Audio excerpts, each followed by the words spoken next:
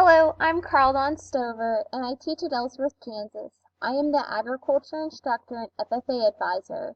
Tag along with me for a while so you can learn more about Ellsworth County. Overall, Ellsworth County is a small rural area of around 63,043 people, says the U.S. Census Bureau. Ellsworth is the county seat.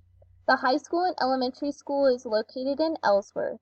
The middle school is located in Kannapolis. This rural area's economy is based heavily on agriculture and manufacturing. The biggest employers in the area is Caraco, Canaquip, Cashco, Myco, Great Plains, and the hospital. This community holds dear a lot of rural customs like hard work and a friendly attitude. The community revolves around the school and other small town activities. We're an underdog in many sporting events, and when we win, the whole community comes alive. This was seen with the football team winning the first league title for over 30 years this fall.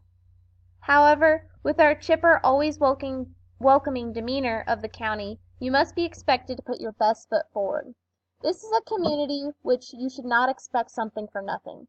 The community is a hard, callous place that was established in the 1800s as a ranching and cattle town. We are known as the wickedest cow town in America. This die-hard attitude and rough-and-tumble nature has transferred to future generations where the expectation to work hard mindset. Being a small town, we have little diversity in color and race.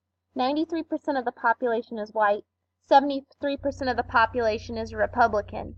The average income per household is $35,772. With this social setting, we have many people with the same mindset and viewpoints. The population really pushes the school system to teach students soft skills like showing up on time, being able to speak with others via multiple communication methods, and work ethic and technical skills.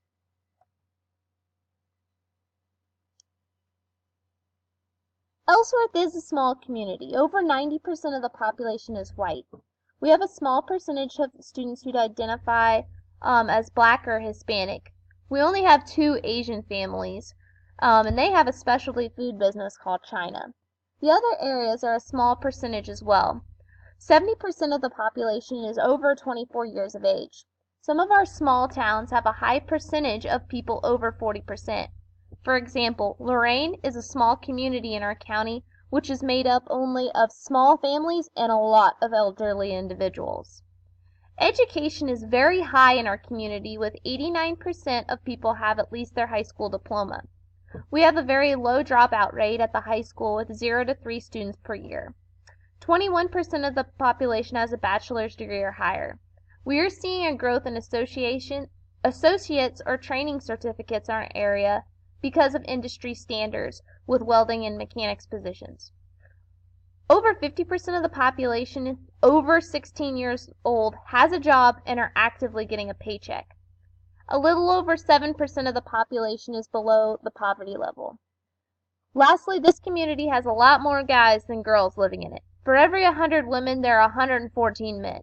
So, if you're a gal looking for a single guy, there's definitely a few available. Haha. We have multiple ways for people in the community to get information. We have a local county newspaper called the Independent Reporter. This comes out every Wednesday. It is usually a 2-part paper. It covers news, sports, weather, and does advertising for local businesses. Next, we have an area newspaper named the Salina Journal. It is more of our source for larger ideas like national and state news. We do not have a local TV or radio station. The most utilized TV is KWCH because a local Ellsworth native is the weatherman, Ross Jansen. The school posts the school cancellations on this TV station. The radio station utilized by most residents in our county is Y93.7. Local businesses put out radio ads and large festivals put information out here as well, like Cowtown Days. All the news sites are in English, but you can request an alternative language version of the written and TV media. The school provides other ways for parents and community members to feel connected. We have an active Facebook page and blog. Plus, our school newspaper puts out a paper 4 to 8 times a year and maintains active social media sites like blogging, Twitter, Snapchat, and Facebook. I am involved in the FFA and we maintain a Facebook page that is very active. You can check us out by searching Ellsworth FFA on Facebook.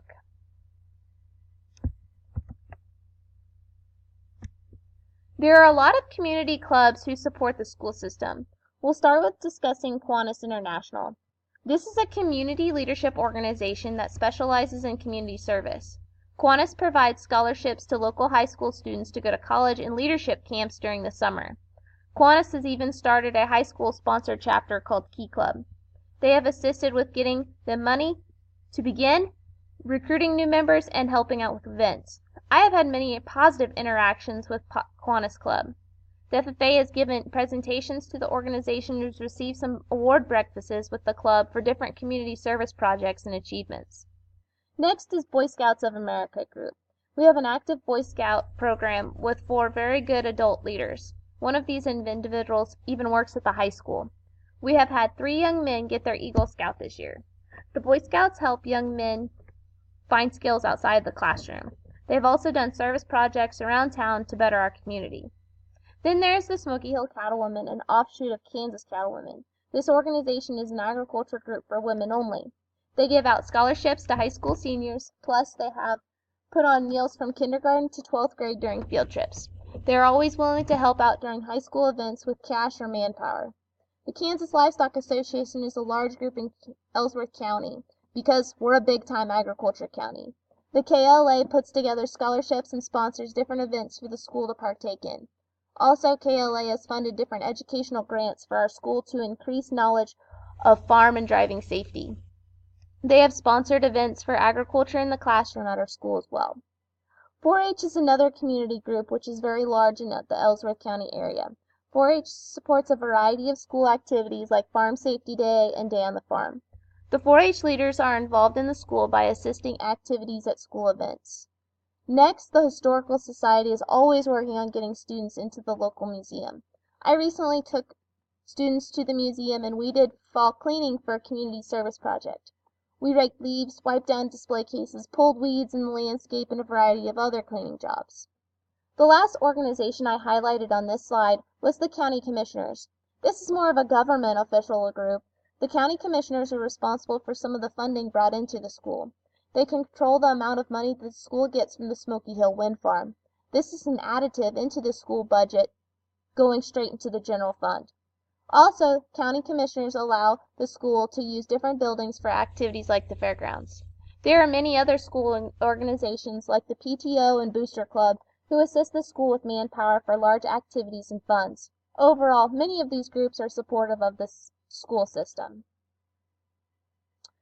There are many people I considered leaders in Ellsworth County. First of all, I think the city administrator is a big leader in the area. He has done a great job at unifying the area and support the school system. He spoke at the school last year at Career Day. He does a variety of items like presents recommendations to enable the council to decisions. He serves on boards. He prepares annual budgets and responds to the citizens. Also, he helps spread information throughout the city. Now, one group of leadership that directly affects me is the school board. The board is made up of a very important and influential people of Ellsworth County. Gina McGowan is on a variety of educational committees and represents our school at the Kansas School Board in multiple state and national venues. David Hand is a local business owner in the county. Ronnie Timbrink is the Ellsworth Recreational Director. Patty Swati is the county clerk. Cynthia Edgley is a retired school counselor and business owner. Mark Herzog owns and operates a dentistry business. And Linz Donley is a ranch owner and chairman of many local boards and clubs in the area. Lastly, I want to recognize our school leadership. Mr. Brungard is our district administrator. He definitely has a big job keeping the buildings and staff in check while creating a budget for the school, both short-term and long-term goals. With him is pictured as my school principal, Ken Winholtz. He works at the high school. His job is to lead both teachers, students, and other staff members into a successful school environment. I think community leaders around Ellsworth are really easy to talk to. They're easy to find. I really think they want to work for everyone. They'll help out in a variety of situations and they give both time and funding to me as a teacher and for the administrators as well, as I see it.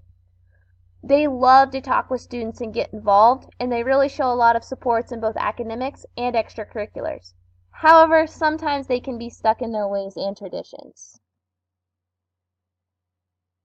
In Ellsworth, we have a variety of businesses that are booming and some are dying. To check out the list of businesses and to see economic development page, please click the link to the Chamber of Commerce website. Overall, our average property value is around $81,000. Property taxes range from anywhere from $800 to $1,500 on average, and most of the Ellsworth County land is deemed for agricultural use.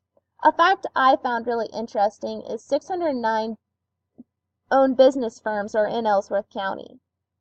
Now, our town is below the state average in income, so we do fall into a Title I school. This makes it beneficial for teachers because they can take part in loan forgiveness programs. If you're interested, here's kind of the outlook of what jobs are available in Ellsworth County. Now, can we separate politics from education? I really think it's a no. With our current system, we cannot separate it. Education is tied to government because of funding. Educational dollars are generated predominantly through taxes, levies, and bonds put on local, state, and American citizens. We as educators need to be proactive in showing how we use money responsibly to all citizens in a district. We need to be credible to the state and national checkpoints as well.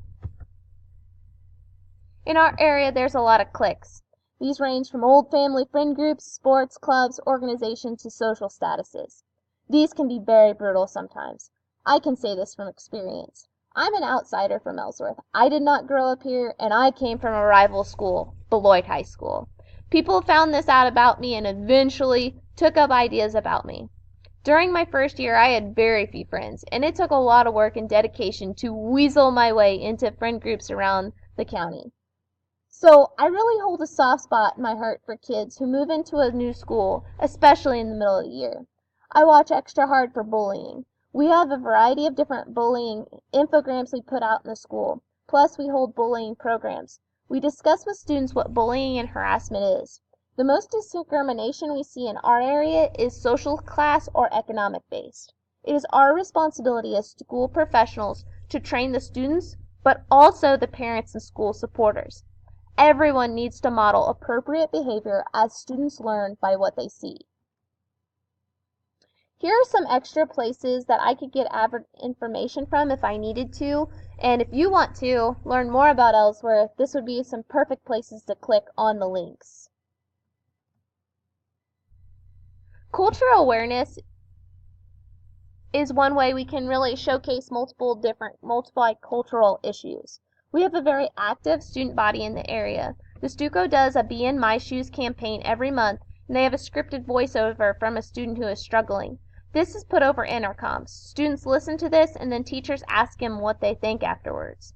Our Spanish teacher has students create presentations over different cultures and perform them in front of different classes. Also, they make flyers and put them out over the school.